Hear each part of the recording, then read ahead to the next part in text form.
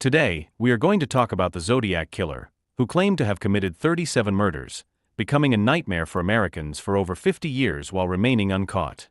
Who is he? Although the Zodiac killer claimed to have killed 37 people, the police only have details and evidence for his attempted murders on 7 people. Even though 5 of these 7 people were killed, there are many interesting aspects to these cases.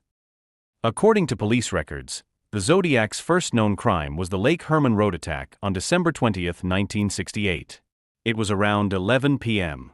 Another car parked next to Betty's and David's stationary car.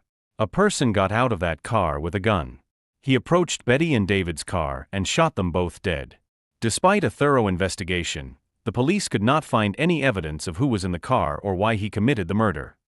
Exactly 7 months later, on July 4, 1969, the next murder took place. A car sped past Darlene Ferrin's and Michael's parked car in the parking area of Blue Rock Springs Park. A short while later, the same car returned at the same speed and parked next to them. A person got out, holding a flashlight in his right hand and something else in his left. He came to their car, knocked on the window, and asked them to lower it. As soon as the glass was lowered, he shone the flashlight in their faces. In that moment, when Darlene Ferrin's and Michael's eyes were blinded, he used the gun in his left hand to fire 5 bullets at them. As he was about to walk away after the act, he heard a groan from the car. He immediately returned to the car and fired twice more inside. Once he was sure they were both dead, he left. About an hour later, he called the Vallejo police station. "I have killed 2 people in a car at such and such place. I also committed the murder that happened 7 months ago." After saying this, he hung up. By the time police arrived at the location he mentioned, Darlene Ferrin was dead. However, the police were able to save Michael's life. Based on the information Michael provided, the police created the first sketch of the killer. Although the sketch was published, the police could not find the person. A month after this incident, in August 1969, major media outlets in America received a letter. It was a letter claiming responsibility for all the murders that had taken place. Along with it was a cryptogram, a paper with things written in a secret language. He wrote that if they decrypted it, they would understand who he was and why he was committing such murders. He also warned that if this information, the letter and the cryptogram, was not published in the newspapers, the number of murders would increase in the coming days. When the media published these, the matter became a major topic of discussion in America. At the same time, the argument that a killer would never send such a letter also gained significant traction. It was during this time that the media received another letter. Starting with the line, "This is the Zodiac speaking," the letter included many details about the cases that only the police would know. This is how the killer got the name Zodiac Killer. Meanwhile, a couple managed to decode the cryptogram he had sent. They claimed it contained many spelling mistakes. According to their interpretation, the cryptogram said, "I kill people to collect slaves for my afterlife.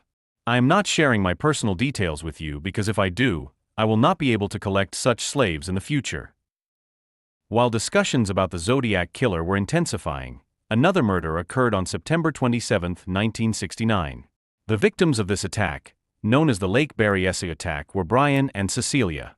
A man wearing a hood and carrying a knife approached them. He pointed the knife at Cecilia and demanded she tie Brian's hands securely behind his back. When he felt the knot wasn't tight enough, he retightened Brian's hands himself. After that, he stabbed both Brian and Cecilia with his knife. Once he was sure they were dead, he used a marker to write something on Brian's car door. An hour after the crime, another call came to the police station. "I killed 2 people at such and such place yesterday," the caller said. When the police rushed to the scene, just like before, Cecilia was found dead.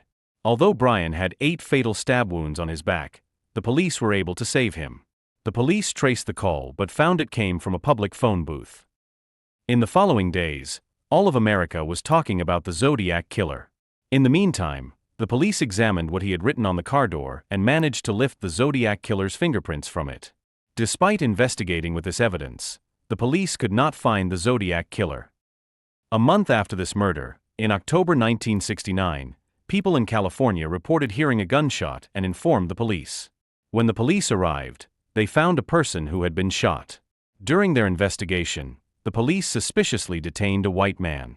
However, based on their profiling, They believed the Zodiac killer was a black man who was committing all these murders. Therefore, the police let the white man go. The person who died this time was Paul Stine. A couple of days later, the media received another letter. Pinned to it was a small piece of the deceased Paul Stine's bloodstained shirt, accompanied by a letter that clearly mocked the police. In reality, the person the police had suspiciously detained was the Zodiac killer himself. He escaped on that occasion solely because of the police's assumption that a white person would never be behind these murders. The police cannot be entirely blamed, as this was a period when black people were conducting many protests and causing a lot of trouble in America. The next incident occurred on March 21, 1970. A woman named Kathleen Johns, along with her 10-month-old baby, fell into the hands of the Zodiac killer but managed to escape heroically. After this incident, letters and cryptograms continued to arrive for the media. To date, of the 4 cryptograms sent by the Zodiac killer, the police have only been able to decode one. After 1970, the police did not receive any more evidence related to the Zodiac killer. If so, had he finished collecting the slaves he needed? Or is he no longer alive? Whatever the case, the police continued their investigation into the Zodiac killer until 2018.